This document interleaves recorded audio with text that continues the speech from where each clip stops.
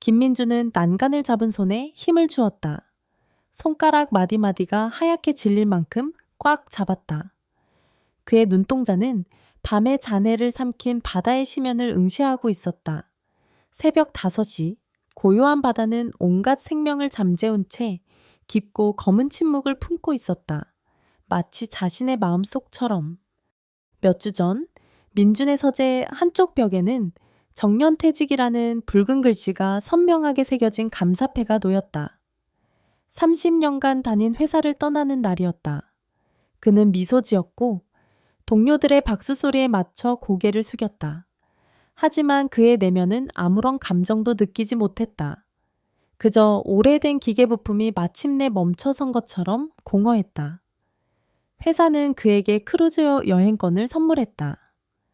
은퇴 후 삶의 새로운 시작이라는 거창한 명분이 붙었지만 민준에게 그것은 그저 삶의 마지막 연결고리가 끊어진 뒤 찾아온 무의미한 방랑에 불과했다. 7년 전 아내와 이혼하고 난 뒤부터 그의 삶은 서서히 해체되기 시작했다. 법정에서 만난 아내의 눈빛은 증오보다 더 차갑고 낯선 무관심으로 가득했다. 당신은 평생 회사에만 있었지. 우리 가족 안에는 없었어. 그녀의 마지막 말은 그의 심장을 꿰뚫었다. 그는 반박할 수 없었다. 자녀들은 모두 유학을 떠나 그곳에 정착했고 1년에 한두 번 오는 형식적인 전화 외에는 그 어떤 소통도 없었다.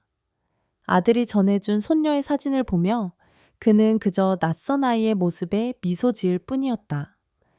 가족의 빈자리는 넓고 깨끗한 집안 구석구석에 냉기처럼 스며들었다. 그는 매일 아침 일어나 커피를 마시고 신문을 읽고 저녁에는 텔레비전을 켜놓은 채 홀로 식사를 했다. 그 모든 행위는 삶을 유지하기 위한 무의식적인 동작일 뿐 아무런 의미도 담겨 있지 않았다.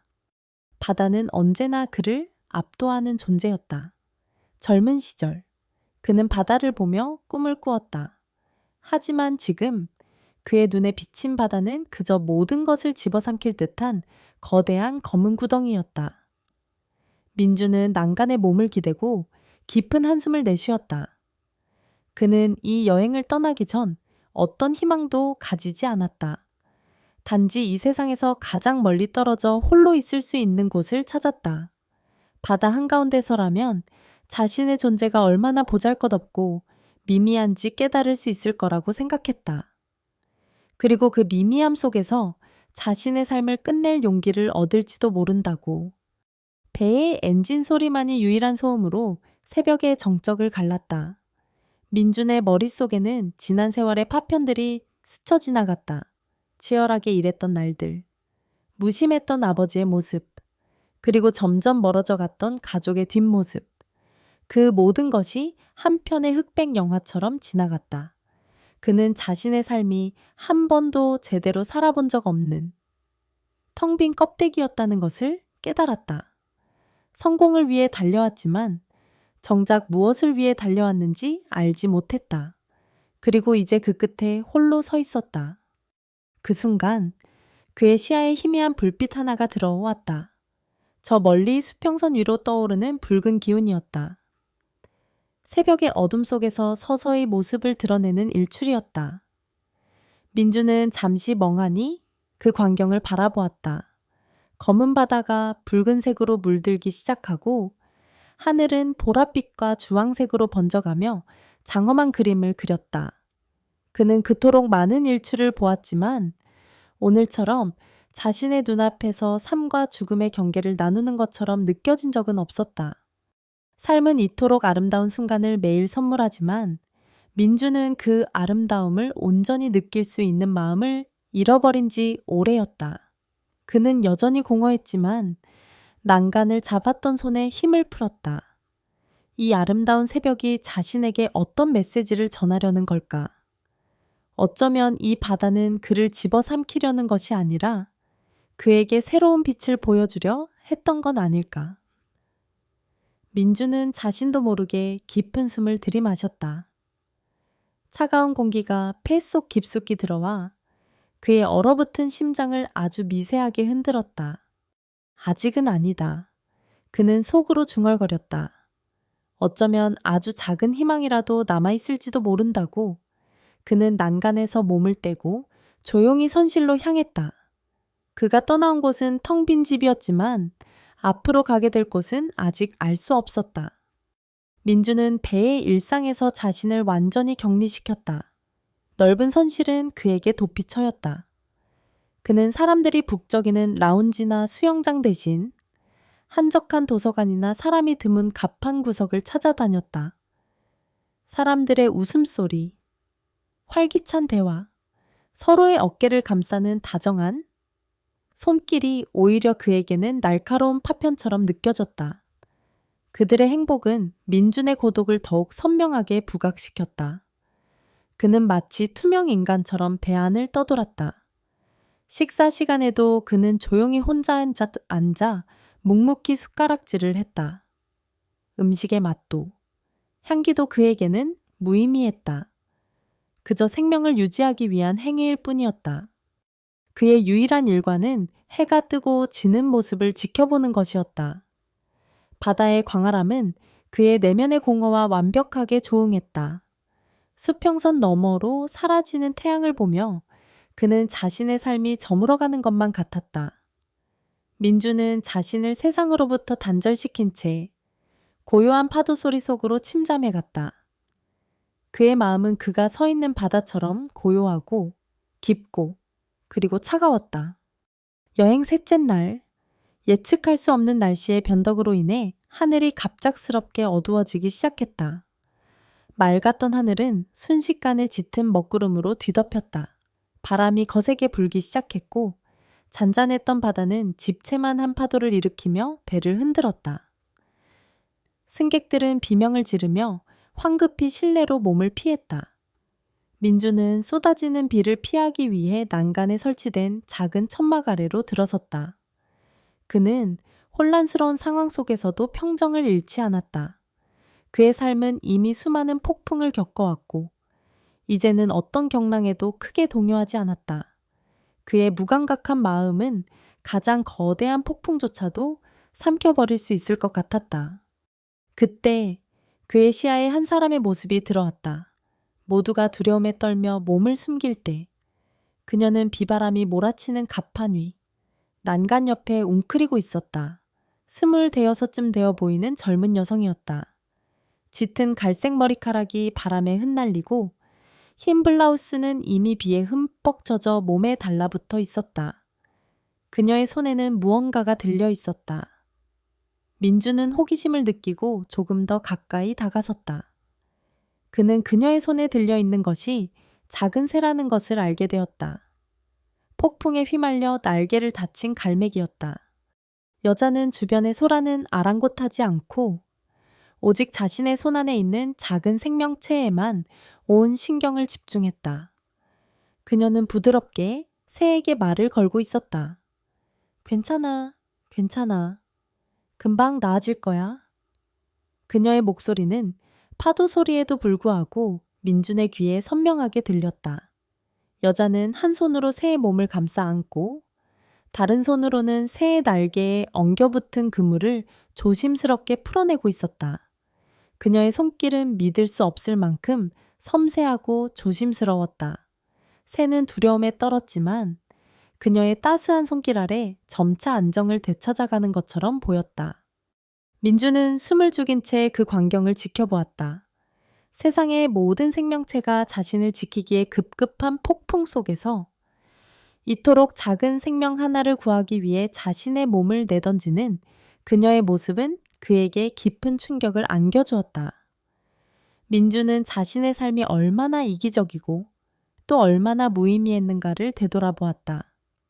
그는 그저 홀로 살아남기 위해 발버둥 쳤을 뿐 다른 생명에게 손을 내밀어 본 적이 없었다.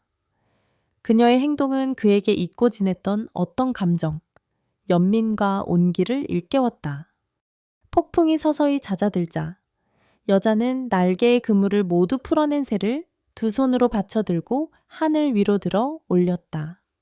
자, 이제 날아. 그녀의 말과 함께 새는 힘겹게 날개를 퍼덕이며 어둠이 걷히는 하늘로 날아올랐다. 새의 모습이 시야에서 사라지자 여자는 그제야 안심한 듯 가녀린 미소를 지었다. 그리고 뒤돌아서서 사라졌다. 민주는 그 자리에 홀로 남아 비에 젖은 갑판 위에서 한참을 멍하니 서 있었다. 그의 뇌리에는 폭풍우 속에서 홀로 빛나던 한 여인의 모습이 깊이 박혀 있었다. 그리고 그의 가슴 한편에서 오랫동안 잠들어 있던 무언가가 아주 작게, 그러나 분명하게 움직이기 시작했다. 폭풍우가 지나가고 배는 다시금 고요한 바다 위를 미끄러지듯 나아갔다. 민주는 그날 이후로 그 여자를 계속 찾았다. 혹시나 하는 마음에 식당 라운지, 갑판을 몇 번이고 서성거렸다. 그러나 그녀의 모습은 보이지 않았다. 마치 폭풍우가 그녀를 데려갔거나 혹은 그녀가 애초에 존재하지 않았던 것처럼 민준의 마음은 다시 공허해지는 듯했지만 폭풍우 속에서 보았던 그녀의 모습은 선명하게 그의 기억 속에 남아있었다. 작은 새를 향한 그녀의 연민과 따뜻한 손길이 그의 가슴 한편에 작은 불씨처럼 남아있었다. 다음날 아침, 민주는 늦은 아침 식사를 위해 식당으로 향했다. 여전히 혼자였지만 어제와는 조금 달랐다. 억지로 먹던 밥이 아닌 어렴풋이 식욕이 느껴졌다. 창가에 앉아 커피를 마시던 그는 문득 고개를 돌렸다. 바로 그 순간 그의 눈은 한 곳에 멈춰 섰다.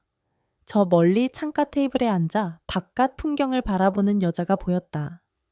그녀였다. 어제 폭풍우 속에서 작은 새를 구했던 바로 그 여자. 그녀는 맑은 햇살 아래서도 어딘가 모르게 쓸쓸해 보였다. 민주는 자신도 모르게 그녀에게 다가갔다.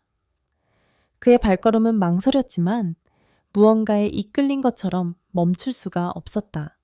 그녀는 그의 기척을 느끼고 고개를 돌렸다. 죄송하지만 어제 민주는 말을 잇지 못했다. 그녀는 그를 알아보는 듯했다. 그녀의 눈이 아주 미세하게 커졌다. 아, 저를 보셨군요. 괜찮으신가요? 그녀의 목소리는 조용했지만 다정했다. 괜찮습니다. 어제 정말 놀랐습니다. 그 폭풍 속에서 민주는 더듬거리며 말했다. 그는 그녀의 이름조차 알지 못했다. 저는 김민준입니다. 그는 머뭇거리며 자신을 소개했다. 윤서입니다. 그녀는 부드럽게 웃으며 대답했다. 걱정해 주셔서 감사합니다. 괜찮아요. 저는 원래 바다를 좋아해요.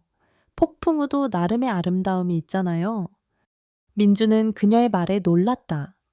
대부분의 사람들은 폭풍우를 두려워하고 피하지만 그녀는 그 안에서 아름다움을 찾고 있었다. 그녀의 그런 태도는 그를 더욱 깊이 끌어당겼다.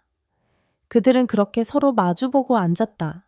어색한 침묵이 흘렀지만 그 침묵은 불편하지 않았다. 오히려 서로의 존재를 조심스럽게 탐색하는 시간이었다. 서아는 미술을 전공했고 현재는 프리랜서 디자이너로 일하고 있다고 했다.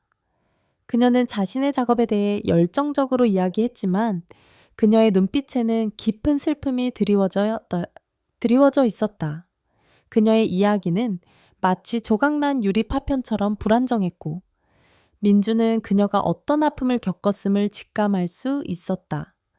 그녀는 자신의 아픔을 숨기려고 애쓰지 않았다. 오히려 그것을 인정하고 받아들이려는 것처럼 보였다. 민주는 자신의 삶에 대해 이야기했다. 30년간의 회사 생활, 은퇴, 그리고 이혼과 자녀들과의 소원함. 그는 담담하게 자신의 삶을 털어놓았지만 그의 목소리에는 외로움이 묻어났다. 서아는 그의 이야기를 들으며 고개를 끄덕였다. 그녀의 눈빛은 비난이나 동정이 아닌 깊은 이해와 연민으로 가득 차 있었다. 그녀는 그에게 어떤 조언도 하지 않았다. 그저 묵묵히 들어주기만 할 뿐이었다. 오랫동안 혼자였어요. 민주는 자신도 모르게 속마음을 털어놓았다. 사람들 속에 있어도 늘 혼자였죠. 이 여행도 그저 도망치고 싶어서 온 겁니다. 저도 마찬가지예요. 서아는 낮은 목소리로 말했다. 저는 제 자신에게서 도망치고 싶었어요. 과거의 기억에서요. 바다로 오면 모든 것을 잊을 수 있을 거라고 생각했어요. 그들의 대화는 깊고 솔직했다.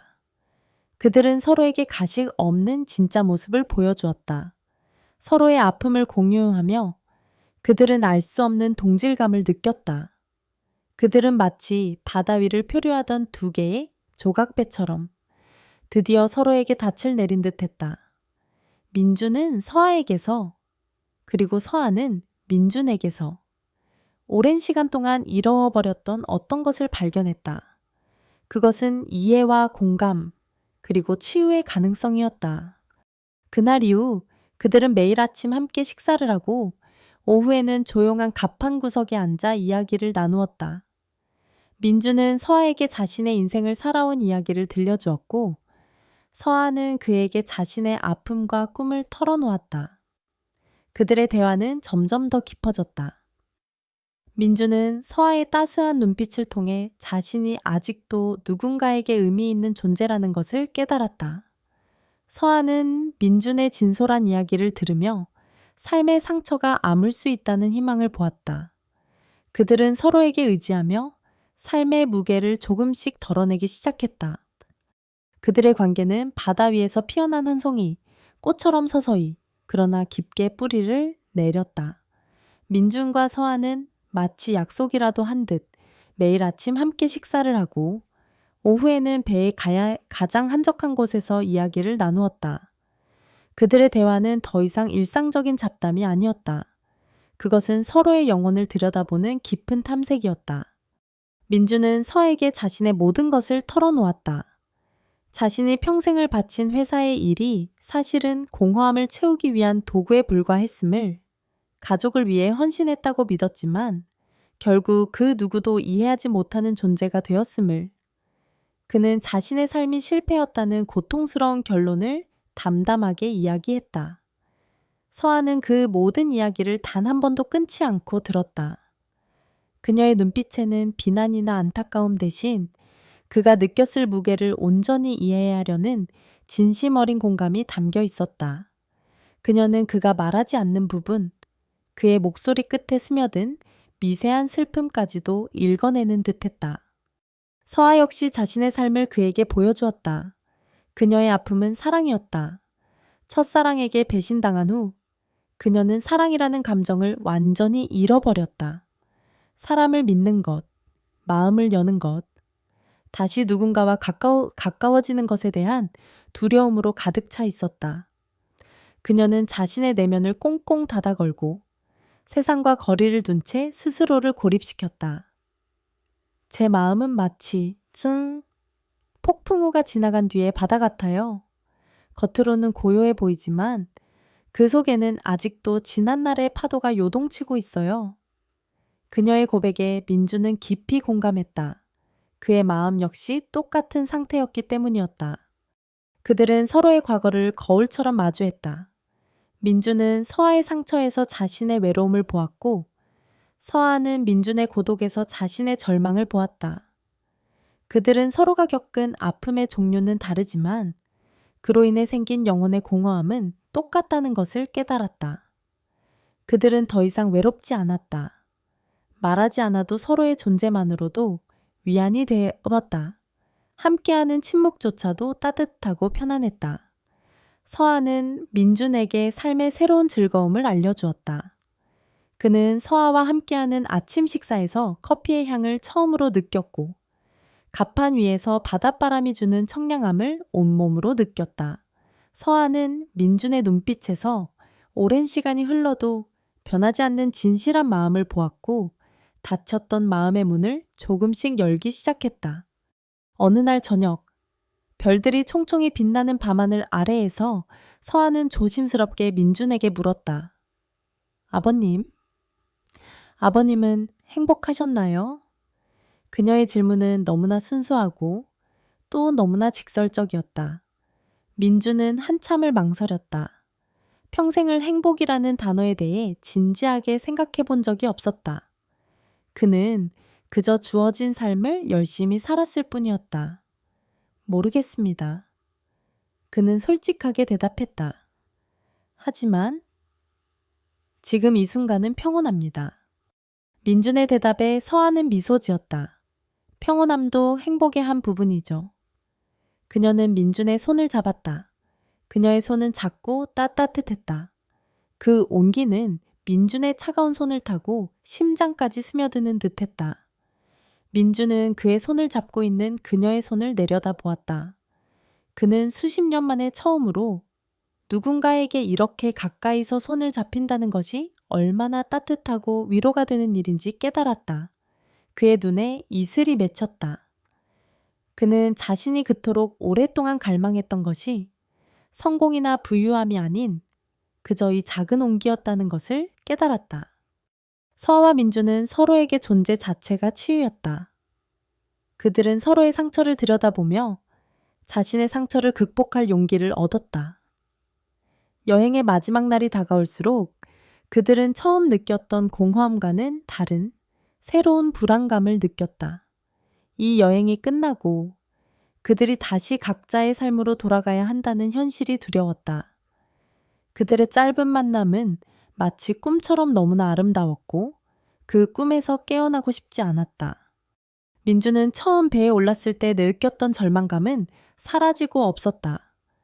이제 그의 마음속에는 서아의 존재가 깊이 박혀 있었다. 그는 더 이상 홀로 떠 있는 섬이 아니었다. 서아와 함께 그는 세상과 다시 연결될 수 있다는 희망을 보았다. 배가 항구에 도착하고 현실의 차가운 공기가 그들을 감쌌을 때 민주는 불안감에 휩싸였다. 이 여행이 정말 끝이라는 사실이 실감났다. 서아 또한 마찬가지였다. 작별 인사를 나누려던 찰나 민주는 용기를 냈다. 괜찮으시다면 제 집에 한번 들르지 않으시겠습니까? 제가 키우는 작은 정원이 있습니다. 그의 목소리는 떨렸지만 진심이 담겨 있었다. 서아는 잠시 망설이는 듯 했지만 이내 따뜻하게 웃으며 고개를 끄덕였다. 네, 좋아요. 보고 싶어요. 아버님 정원? 그렇게 그들의 관계는 배 위를 떠나 현실의 땅으로 이어졌다. 서아는 민준의 집에 들어서는 순간 놀라움을 금치 못했다. 집은 넓고 깨끗했지만 생기가 없었다. 모든 물건들이 제자리에 완벽하게 놓여 있었지만 그곳에는 삶의 흔적 대신 박제된 시간의 흔적만이 가득했다. 민준의 삶은 그가 말했던 것처럼 정돈되었지만 공허했다. 혼자 정리하고 살다 보니 이렇게 되었네요. 민주는 멋쩍게 웃으며 말했다. 그날 오후 서아는 거침없이 팔을 걷어붙였다. 그녀는 민준의 허락을 받고 집안 곳곳을 청소하고 정리하기 시작했다. 오래된 커튼을 걷어내고 밝은 색의 새 커튼을 달았다. 먼지가 쌓인 책상 위에 작은 화분을 놓았고 부엌 한 구석에 있는 빛바랜 액자 속 사진을 닦았다. 그녀는 마치 마법사처럼 무채색이었던 집안에 하나둘씩 색깔을 입혀나갔다. 민주는 그런 서아의 모습을 멍하니 지켜보았다. 그의 집은 단순히 공간이었지만 서아의 손길이 닿자 비로소 살아있는 집으로 변해갔다. 서아는 민준의 작은 정원에도 손을 댔다. 잡초가 무성하고 시든 꽃들이 가득했던 정원은 그녀의 부지런한 손길 아래 점차 생기를 되찾았다. 그녀는 민준과 함께 흙을 만지고 씨앗을 심었다. 그들은 함께 땀을 흘리고 함께 웃었다. 민주는 정원을 가꾸는 일이 이토록 즐거운 일인지 처음 알게 되었다. 그것은 단순히 식물을 키우는 행위가 아니라 잊고 지냈던 자신의 삶을 다시 가꾸는 일이었다. 서아는 민준에게 삶의 새로운 방식을 알려주었다. 그녀는 그에게 혼자 사는 삶이 외로운 것이 아니라 자유롭고 아름다운 것이 될 수 있다는 것을 보여주었다. 그들은 함께 요리를 하고 와인을 마시며 음악을 들었다. 서아는 민준에게 세상의 다양한 색깔들을 보여주었고 민주는 서아를 통해 잊고 지냈던 자신의 감정들을 다시금 마주할 수 있었다. 그는 서아와 함께하는 모든 순간이 소중하게 느껴졌다. 그의 메마른 감정은 서아의 따뜻한 손길 아래 조금씩 되살아났다. 그의 얼굴에는 오랜만에 진심 어린 미소가 피어났다. 서아 역시 민준의 존재로부터 위안을 얻었다. 그녀는 그와 함께하면서 자신이 닫아놓았던 마음의 문이 서서히 열리고 있음을 느꼈다. 민준은 그녀에게 어떠한 기대나 부담도 주지 않았다. 그는 그저 그녀의 존재 자체를 따뜻하게 받아들여 주었다. 서아는 민준의 곁에서 오랜 시간 동안 자신을 짓눌렀던 과거의 그림자로부터 조금씩 벗어날 수 있었다. 그들은 함께하는 시간 속에서 서로에게 없어서는 안 될 존재가 되어가고 있었다. 그것은 열정적인 사랑이라기보다는 서로의 빈 곳을 채워주는 잔잔하고 깊은 감정이었다. 민주는 자신이 서아를 사랑하고 있음을 깨달았다.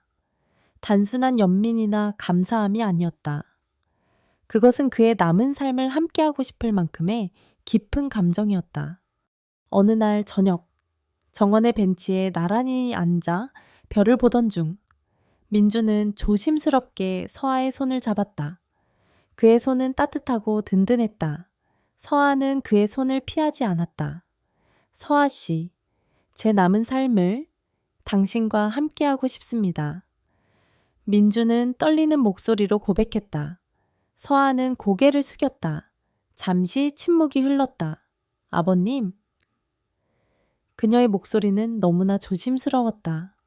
저도 아버님과 함께라면 행복할 것 같아요.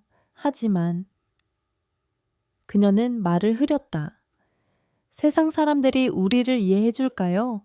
저는 아직 젊고 아버님과 저의 나이 차이는 너무나 커요. 아버님, 가족들은 그녀의 목소리에는 두려움이 묻어 있었다. 민주는 그녀의 손을 더욱 단단히 잡았다. 상관없습니다. 다른 사람들이 뭐라고 하든 상관없습니다. 중요한 건 우리가 서로에게 필요한 존재라는 겁니다. 그는 서아의 눈을 깊이 들여다보며 말했다. 나는 당신이 필요해였고 서아 씨, 그리고 내가 당신에게 힘이 되어줄 수 있다면 그것으로 충분합니다. 서아는 그의 눈빛에서 흔들림 없는 진심을 보았다. 그의 말은 그녀의 가슴 속 깊은 곳에 닫혀있던 마음의 문을 완전히 열어젖혔다. 그녀는 민준의 품에 안겼다. 그들의 관계는 이제 단순히 치유의 동반자를 넘어 서로의 삶을 함께하기로 결정한 동반자의 관계가 되었다. 그러나 그들 앞에는 넘어야 할 거대한 산이 있었다. 세상의 편견과 민준의 가족이라는 이름의 산. 민준은 서아에게 프러포즈한 날, 용기를 내어 아들에게 전화를 걸었다. 오랜만에 통화였기에 어색함이 감돌았다. 그는 조심스럽게 서아에 대한 이야기를 꺼냈다. 아들아, 아빠에게 좋은 사람이 생겼다. 아빠보다 훨씬 젊은 사람이지만 정말 마음이 따뜻한 사람이야. 전화 너머 아들의 목소리는 싸늘하게 변했다. 아버지, 대체 무슨 소리 하시는 거예요? 무슨 결혼이라도 하실 생각이에요? 그 사람? 혹시 아버지 돈 보고 접근한 거 아니에요? 아들의 날카로운 의심에 민주는 마음이 찢어지는 듯했다. 그는 아들에게 서아가 어떤 사람인지, 그들이 어떻게 서로에게 힘이 되었는지를 차분히 설명하려 했지만 아들은 이미 마음의 문을 닫아버린 상태였다. 말도 안 되는 소리 하지 마세요. 그런 일, 저희 형제는 절대 용납할 수 없어요. 아들은 일방적으로 전화를 끊었다. 민주는 망연자실했다. 그는 아들의 반응을 어느 정도 예상했지만 이토록 차갑고 가혹할 줄은 몰랐다. 그는 서아에게 이 사실을 차마 말할 수 없었다고 전범합지. 그녀가 상처받을까 두려웠다. 그러나 서아는 그의 침묵 속에서 모든 것을 짐작하고 있었다. 어느 날 저녁, 서아는 민준에게 먼저 물었다. 아버님, 가족분들이 반대하시죠? 민준은 고개를 숙였다. 미안하다. 내가 너무 쉽게 생각했나 봐. 서아는 민준의 손을 잡고 부드럽게 말했다. 아버님, 괜찮아요. 저도 예상했던 일이에요. 세상의 시선이든 가족의 반대든 우리가 함께라면 이겨낼 수 있을 거라고 생각했어요.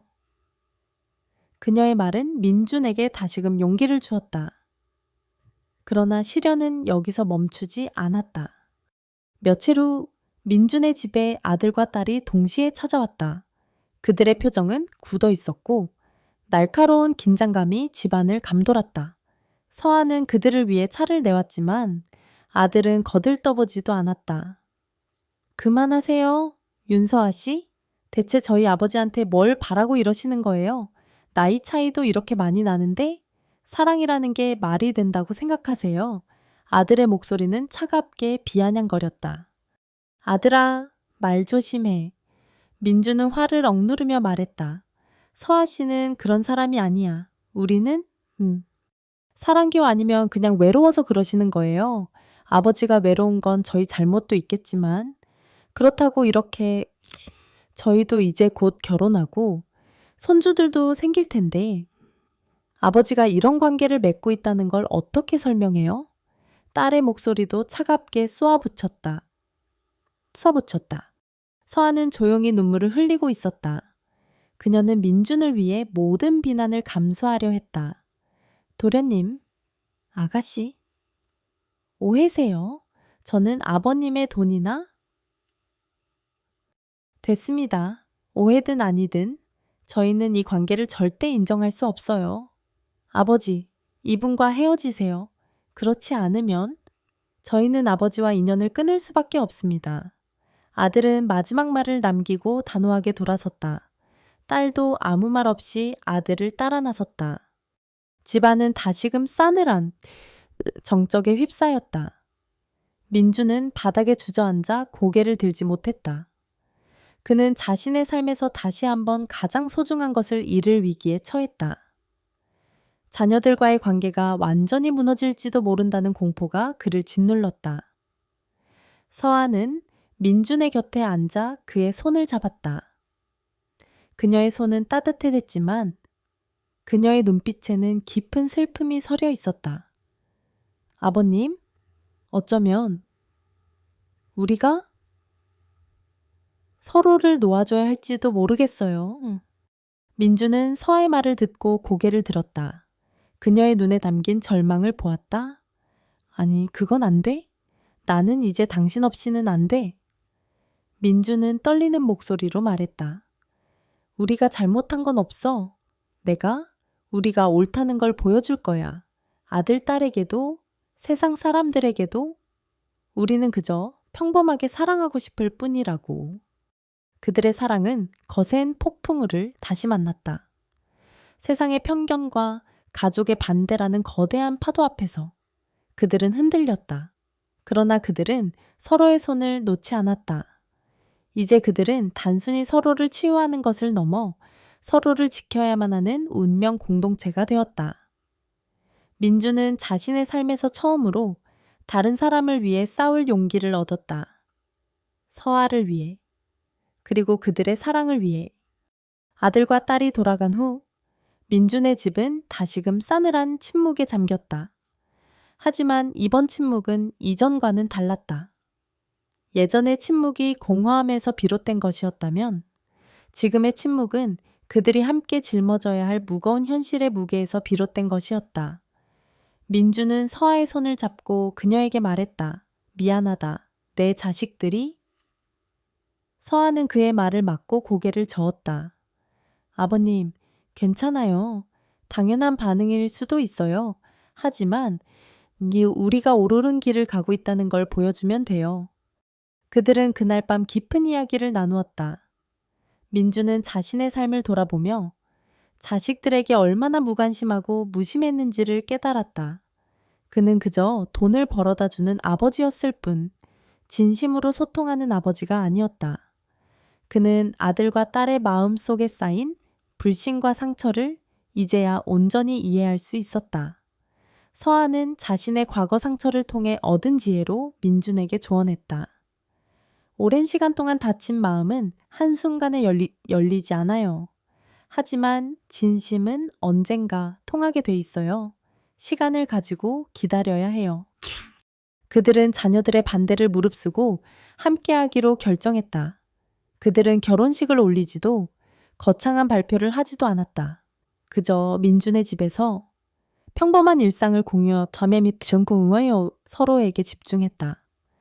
민준은 아침마다 서아를 위해 따뜻한 커피를 내렸고 서아는 그가 좋아하는 반찬을 만들어 저녁 식탁을 채웠다. 그들은 함께 텃밭을 가꾸고 해질녘 바닷가를 함께 거닐었다. 민주는 서아의 따스한 손을 잡고 매일 저녁 그녀에게 책을 읽어주었다. 그들의 사랑은 크고 화려한 감정보다는 소소하고 잔잔한 일상 속에서 깊어졌다. 시간이 흘렀다. 아들과 딸은 민준에게 더 이상 연락하지 않았다. 민준은 가끔씩 멀리서 자녀들의 소식을 전해 들었다. 서아는 그런 그를 묵묵히 지켜보고 위로했다. 아버님, 언젠가 그들도 우리 마음을 이해할 거예요. 그녀의 위로는 민준에게 큰 힘이 되었다. 1년이 지났다. 민준의 환갑날이었다. 그는 서아와 단둘이 오붓하게 식사를 준비했다. 그들의 삶은 평화롭고 행복했다. 그때 현관문에서 초인종 소리가 들렸다. 민주는 낯선 방문객에 의아해하며 문을 열었다. 문 밖에는 그의 아들과 딸이 서 있었다. 그들의 손에는 작은 케이크 상자가 들려 있었다. 아버지, 생신 축하드려요. 아들의 목소리는 예전처럼 차갑지 않았다. 그들은 거실로 들어와 서아를 보았다. 어색한 침묵이 흘렀다. 딸이 먼저 입을 열었다. 저희가 아버지께 너무 했어요. 저희가 보지 못했던 걸. 그분은 보셨다는 걸 이제야 알 것 같아요. 아버지가 얼마나 외로우셨는지 저희는 몰랐어요. 딸은 눈물을 글썽이며 말했다. 민주는 아무 말도 하지 못하고 딸을 끌어안았다. 아들도 다가와 민준의 어깨를 토닥였다. 그들은 서아를 보았다. 서아는 그저 조용히 따뜻한 미소를 짓고 있었다. 그녀는 그들의 화해를 방해하지 않고 그저 뒤에서 조용히 지켜보고 있었다. 그들의 눈에 비친 서아의 모습은 돈을 노리는 젊은 여자가 아닌 민준의 곁을 든든하게 지켜주는 진심으로 그를 사랑하는 사람이었다. 그날 이후 민준의 집에는 다시금 가족의 웃음소리가 울려 퍼졌다. 아들, 딸은 종종 민준을 찾아왔고 서아와도 조금씩 가까워졌다. 민준은 서아와 함께하는 평범한 일상이 얼마나 소중하고 값진 것인지를 깨달았다. 그들은 더 이상 외롭지 않았다. 그들은 서로를 구원했고 그들의 사랑은 세상의 편견과 가족의 반대라는 폭풍우를 이겨내고 드디어 잔잔한 바다 위를 항해할 수 있게 되었다. 이야기는 어느 화창한 봄날 민준과 서아가 함께 텃밭에서 쑥갓을 다듬는 장면으로 끝을 맺는다. 민준은 서아의 얼굴에 묻은 흙을 닦아 주었고 서아는 사랑이 가득한 눈빛으로 그를 올려다보았다. 아버님, 행복하세요. 그녀의 질문에 민준은 그저 따뜻하게 웃으며 대답했다. 네, 서아 씨 덕분에 그의 삶은 이제 완벽하게 채워져 있었다. 그들은 노년에 다시 찾은 평화롭고 따뜻한 행복 속에 있었다.